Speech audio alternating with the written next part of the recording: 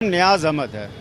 क्या आपका पूरा परिचय? मैं इनकलाब फाउंडेशन का अध्यक्ष हूँ और सामाजिक कार्यों में मेरी रुचि होती है। नियाज भाई, ये बताइए, बीजेपी की यहाँ 2 दिन की रैली हो रही है, सीमांचल का क्षेत्र बीजेपी ने चुना है, अमित शाह यहाँ पर हैं। क्या लगता है कि आखिर सीमांचल का क्षेत्र उन्होंने क्यों चुना है? क्योंकि मुसलमान खासकर माना जाता है कि बीजेपी के वोटर नहीं होते हैं, फिर आखिर सीमांचल पर क्यों टारगेट किया जाता है?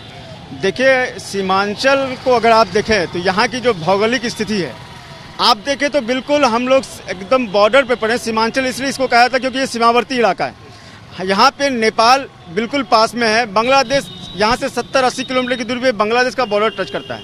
थोड़ा सा और आगे जाएंगे तो आप भूटान का बॉर्डर भी आपको मिल जाएगा। इसके अलावा कई राज्यों की सीमा जो है सीमांचल से मिलती है, जैसे पश्चिम बंगाल है, सिक्किम का बिल्कुल हमारे पास में है।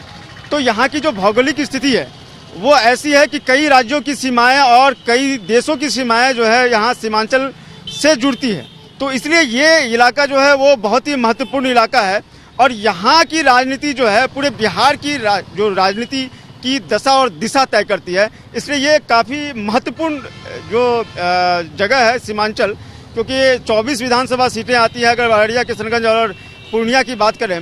और ये जो इलाका है इससे ज़्यादातर आप देखेंगे जब भी सरकारें बनती है बिहार में तो इसमें इसकी भागीदारी बहुत महत्वपूर्ण होती है। इसलिए ये इलाका हर दृष्टि से, राजनीतिक दृष्टि हो या भौगोलिक दृष्टि से, काफ़ी अहम है। लेकिन नियाज भाई, ये आप भी मानते हैं कि मुस्लिम बहुल क्षेत्र है, यहाँ पर मुस्लिम आबादी ज़्यादा है, जो कि बीजेपी के खास तौर पर माना जाता है कि वो वोटर नहीं होते हैं। तो ऐसे में अमित शाह यहाँ पर हैं, तो क्या आपको लगता है वजह क्या? देखिए, कई वजह हो सकती है, कई वजह, क्योंकि अगर हम बात करें कि 2014 अगर हम जाते हैं, जब मोदी जी की लहर थी, पूरे देश में लहर थी मोदी जी की और हर जगह भाजपामय हो चुका था पूरा देश।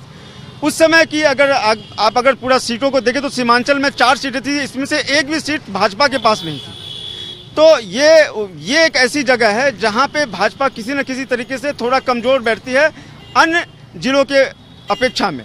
तो इसलिए उनको लगता है कि ये जगह जो सीमांचल का इलाका है, यहाँ पे उनकी स्थिति, चूँकि अभी 2024 का चुनाव होना है, लोकसभा बहुत करीब है, लोकसभा का चुनाव, तो उनको लगता है कि ये जगह चूँकि बंगाल से भी लगता है मुस्लिम बाहुल इलाका है, तो यहाँ पे उनको अपनी पकड़ थोड़ी मजबूत करनी है और अपनी पकड़ को मजबूत करने के लिए वो यहाँ से चुनावी बिगुल फूंकना चाहते हैं। आपको लगता है कि मुस्लिम आबादी जो है वो बीजेपी के पक्ष में वोट करेगी? क्योंकि बहुत सारे ऐसे मुद्दे होते हैं जो उठाया जाता है बीजेपी के द्वारा। देखिए, वो जनता पे आप हर इंडिविजुअल जो है वो अपनी अपनी वोटिंग अपने सोच के हिसाब से और अपने हिसाब से वो वोट करता है। मैं किसी पार्टिकुलर की बात नहीं कर सकता। किसी यहाँ पे जो वोटिंग है, भाजपा के भी वोट काफ़ी है, मुस्लिम वोट बैंक में भी भाजपा के वोट हैं, मगर आप कहें कि हाँ भाजपा के कैंडिडेट यहाँ जीत जाए, इस स्थिति में शायद नहीं है। और उसी पक्ष को मजबूत करने के लिए अमित शाह यहाँ आ रहे हैं और मजबूती से शायद अपनी बात रखेंगे। ये बताइए, आपको लगता है, जैसे बीजेपी के नेता लोग आरोप लगाते हैं कि जो एक डेमोग्राफी है यहाँ की काफ़ी बदल गई है पिछले, अगर हम 60-70 सालों की बात करें, 1960 का जिक्र किया जाता है, गिरिराज सिंह जैसे नेता हैं कहते हैं 1960 में यहाँ हिंदू बहुल क्षेत्र था, अब एक विशेष तबके की आबादी यहाँ बढ़ गई है, हिंदू कहीं ना कहीं माइनॉरिटी में जा रहा है। तो ये क्या आपको लगता है?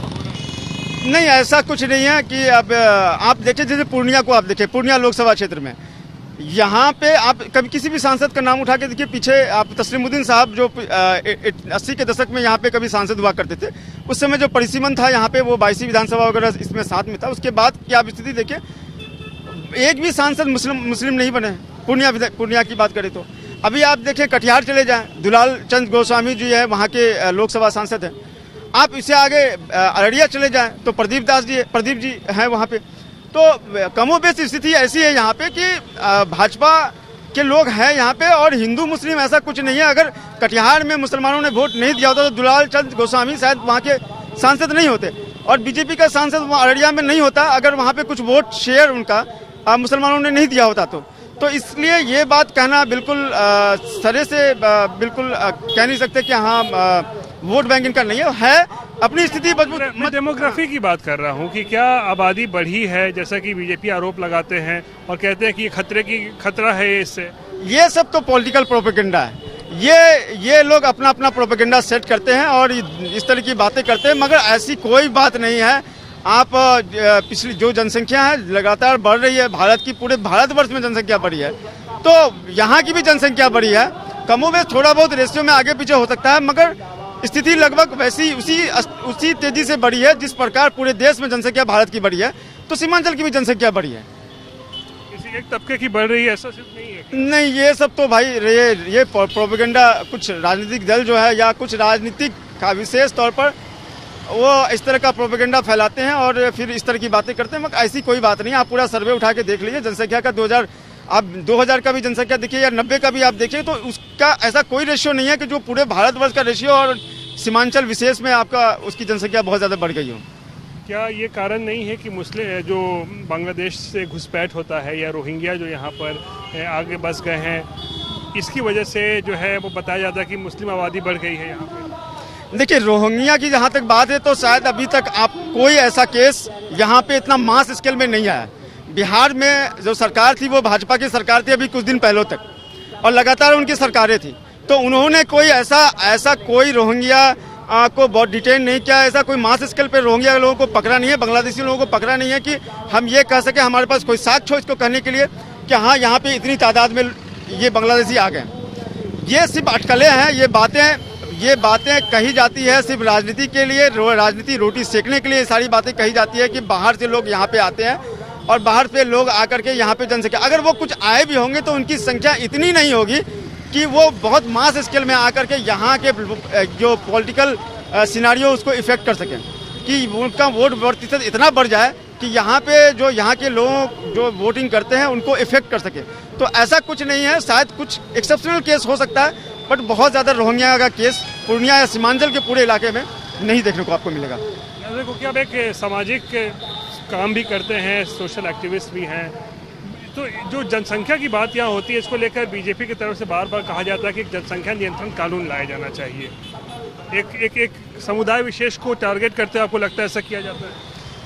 देखिए, ये चूंकि हम भारत में रहते हैं और सिर्फ सीमांचल की बात कह करके आप अब इस कानून को नहीं ला सकते हैं। पूरे देश की बात करनी होगी। देश एक है, देश का कानून एक है, और देश का कानून यदि एक है तो आपको जो कोई भी कानून को ड्राफ्ट करना होगा तो पूरे देश की पूरी जनसंख्या को मद्देनजर रख करके ये करना पड़ेगा।